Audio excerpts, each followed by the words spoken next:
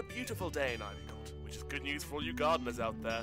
And don't forget there's still time to enter this year's village vegetable competition. It promises to be a real turnip for the books. For your application, contact the Ivycott Fate Committee. Well, not long now, my little cherubs, and you'll be the talk of the town. But it's getting late. You rest your weary heads, and I'll see you in the morning. Christ, you gave me a fright. It's a bit late, isn't it, for you to start collecting pots? I was just closing up. We could pop into the office if you fancy it. I might be able to muster us up a nice cup of Hayley.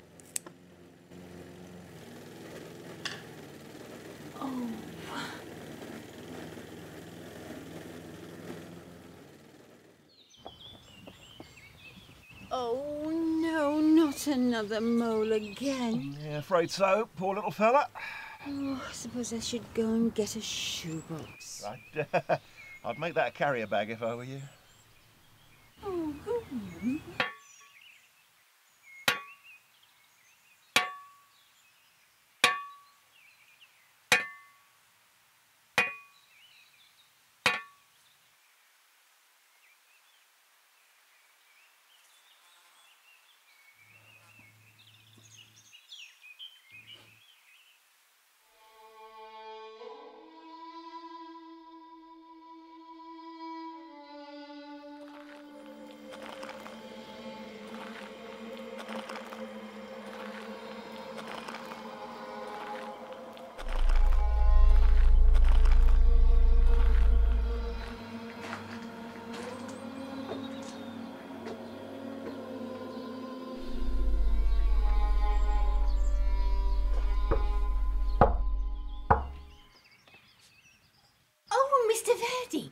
Oh, thank you for coming at such short notice.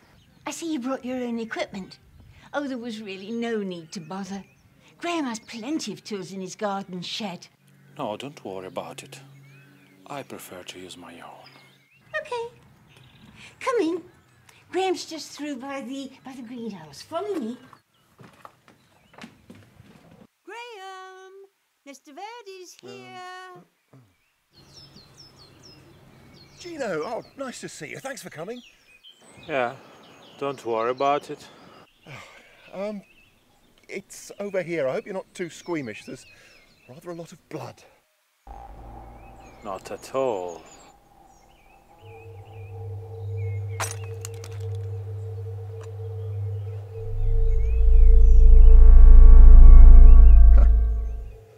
I see you're all kitted up. I'll get out of your hair.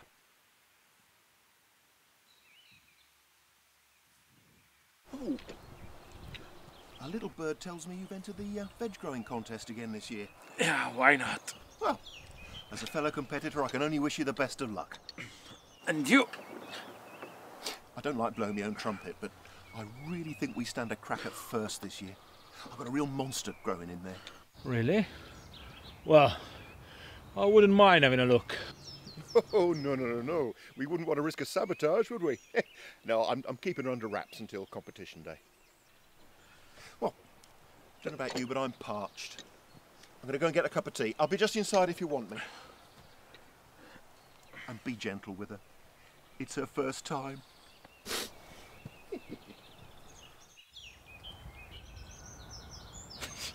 Monster. Non ti dà un cazzo di possibilità con me, vecchio.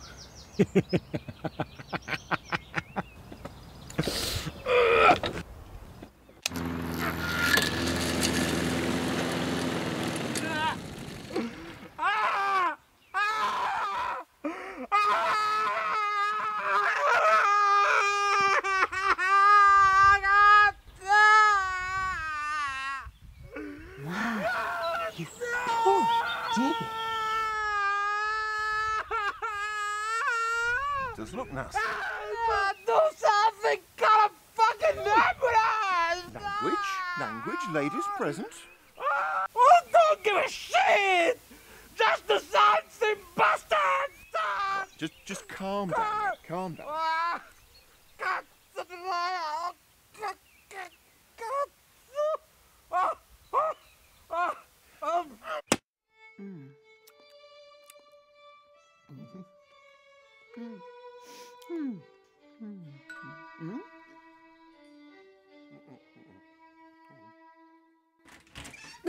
Good evening, Constable Collins.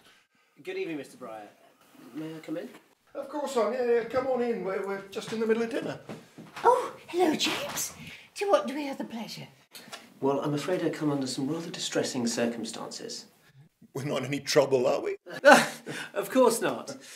I just wanted to ask you a few questions. I believe a Mr. Gino Verdi paid you a visit a few days ago. Yeah, that's right, he did. Yeah, jolly nice fellow he is too. Well, the thing is, we've been trying to contact him, and he seems to have disappeared. Judging by his logbook, the last appointment he made was to your home. You two were the last to have seen him. How curious. He did receive a phone call while he was here. He seemed quite flustered afterwards. What exactly did he say? I didn't catch much. I mean, most of it was in Italian, so I only caught the odd word. But he left quite abruptly, and he seemed most out of sorts. Sorry, I don't think I can help any further. Oh, no, Mr. Briar. You've been most helpful. If you do hear from him again, please don't hesitate to give me a call. In the meantime, I won't disturb you any longer. I'll let you get back to your dinner. It's always a pleasure to see you, James. I'll let myself out.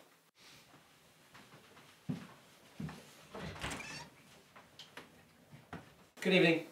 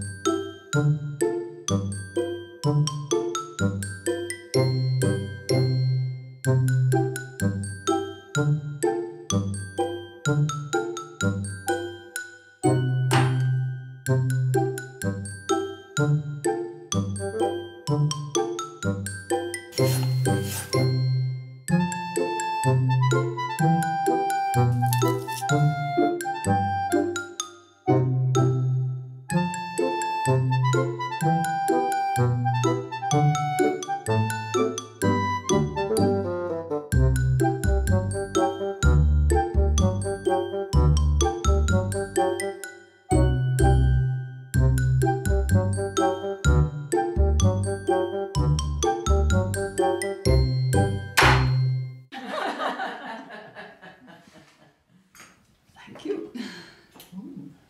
Thank you. Oh, thank you.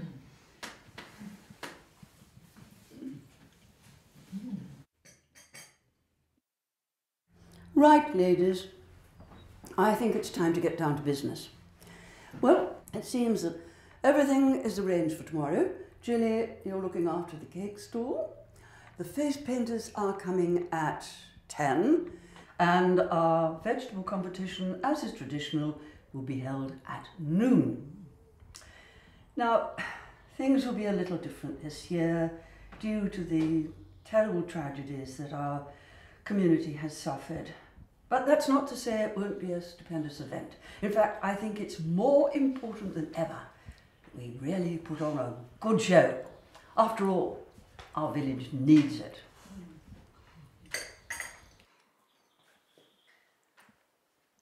Oh my, Kate, your travels sound absolutely wonderful. So I think it's ever so important to see the world and absorb as much as you can. I mean, after all, who wants to be stuck with the same view all their life? And dining on the same meals day after day. I mean, British cuisine really is very bland. I mean, there's more to life than cucumber sandwiches.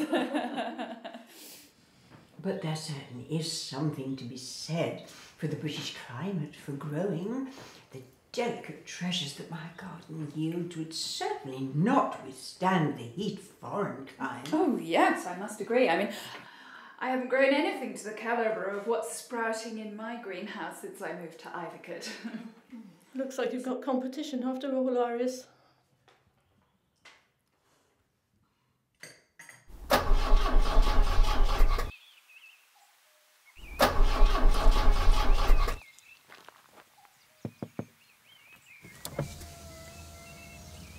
Having a spot of engine trouble, I see. I don't know what's wrong. I can have a look under the bonnet if you like. If you're sure it's not too much trouble, I'll call a mechanic. No point in bothering one of those grease monkeys. You've got a silverback right here. You pop inside. I shan't be long.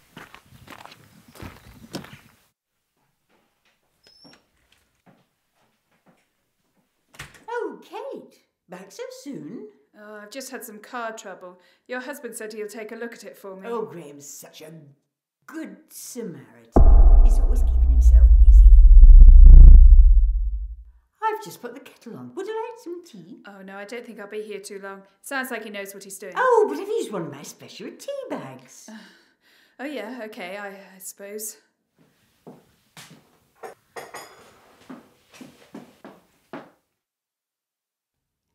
I think I'll put the radio on. Oh, you're in for a treat. My favourite programme's just about to come on. To the manor beans. Christ, he is looking a bit under the weather, isn't he? What could you think it could be? Well, I have heard about this bovine scratching, some worm wiggling in the neighbourhood, and some of this pigeon ulcers, and some fangatic mane. Does look like he might have a bit of... and to top it all off, it could be a nasty case of West Wales and starting to sound ridiculous. I think it's about time we've got a professional in. Give veterinary doctors... You right are, Lord Beans. Now get out of my sight and leave you.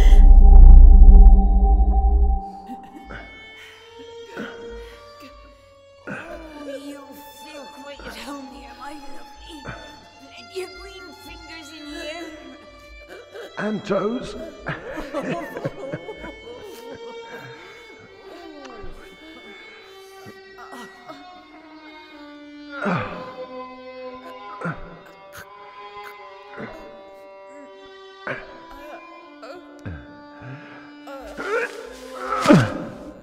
Regarding these disappearances in the village of Ivycott.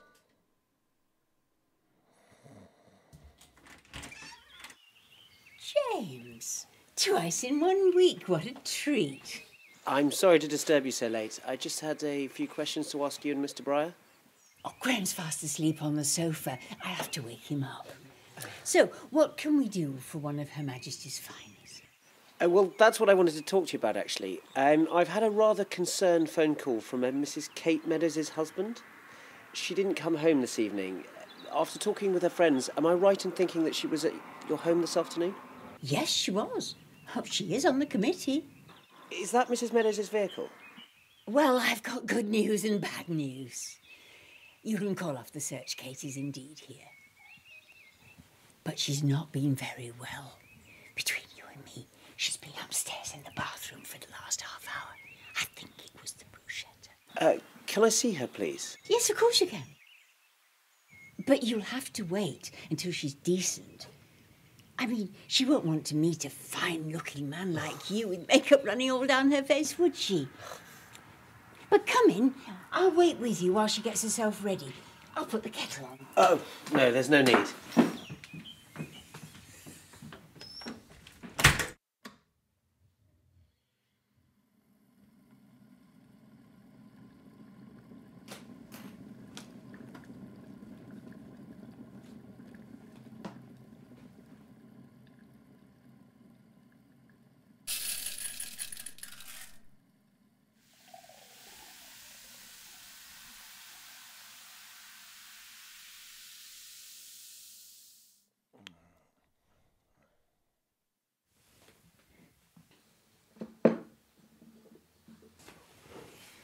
You're just in time, actually.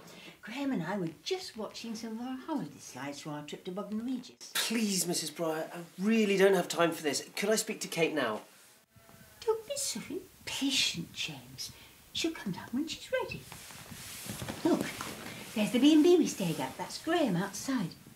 Oh, I tell you, honestly, James, they did such a good egg Benedict for breakfast. I think Graham and I must have put on at least a couple of pounds during that week. Oh, now, this is one of my favourites. There's a whole series of 3 here. Now, the first one is Tinkerbell chasing the waves out to sea. You see how she's going? And the next one is when the tide turns against her. And this one, look, the waves are chasing her back up the beach. Oh, dear. It's the only time I ever see Graham run when he's with Tinkerbell. Oh. You've let your tea go cold. Never mind, I'll get you another one. Please, Mrs. Briar, there's really no need.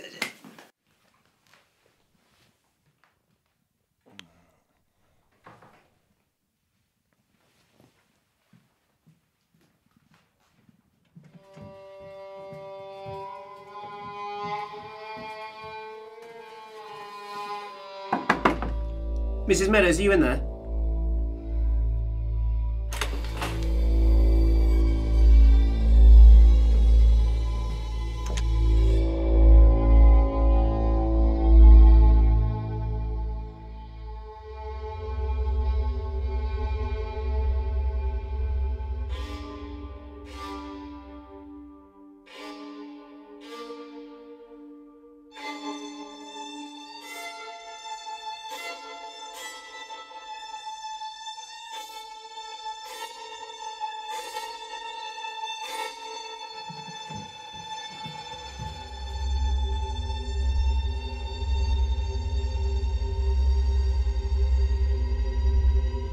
You know, I told you she would be done in a minute.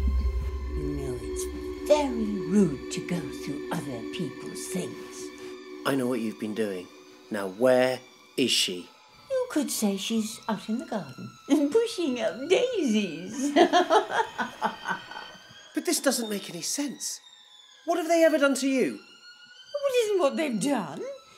So they've grown. Oh, it's the same every year, same competition, same winners, same second place. All this for your marrow? This is ridiculous. These are your friends and neighbours. It's just a vegetable. Well, officer, to us, you are just compost. Iris Briar, I'm arresting you on suspicion of murder. You do not have to say anything. There you go. Come on, Mr. Briar. Don't do anything stupid. You're only going to make it worse for yourself. Come quietly, and no one else has to get hurt.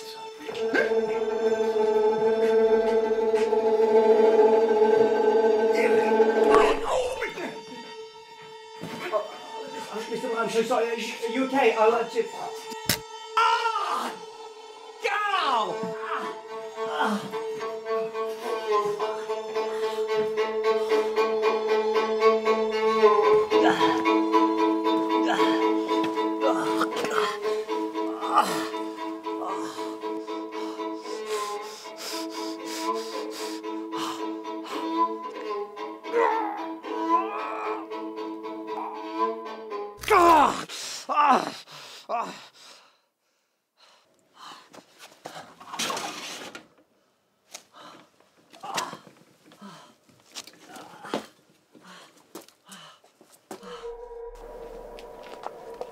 Where are you?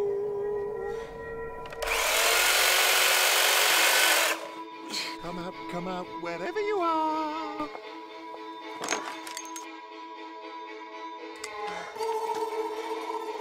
Are we playing hide and seek, Jobbins?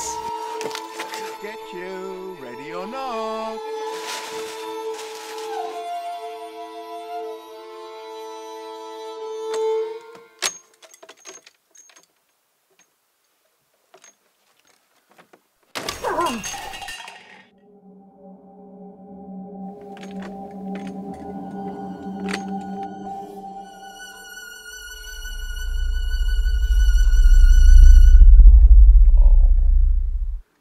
What a shame.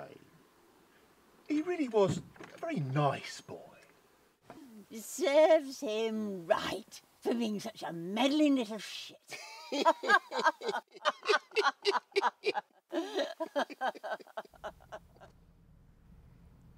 In light of the tragic circumstances, it brings me great hope to see a community bond together under such terrible circumstances. Wherever our friends may be, they will always be in our prayers. They may be gone, but they are not forgotten.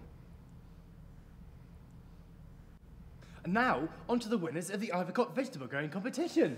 And the winners are...